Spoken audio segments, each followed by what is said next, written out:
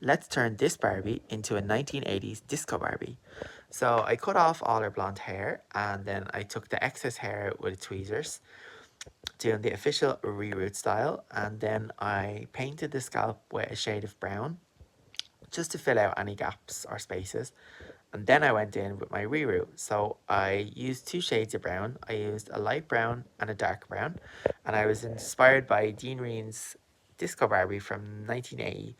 So she's a sun-loving Barbie. So I just put in some hair. I just continued to reroot. Now it took me a while to get my attaching and my reroot tech on fleek, but I managed to get it good. And then I used a boil wash, and then she fell over. And then I used this wedding dress, and I turned it into a 70s 80s style jumpsuit with a silver belt and the superstar jewelry. And there she is, ready to partay. So I hope you like her, and thank you for watching.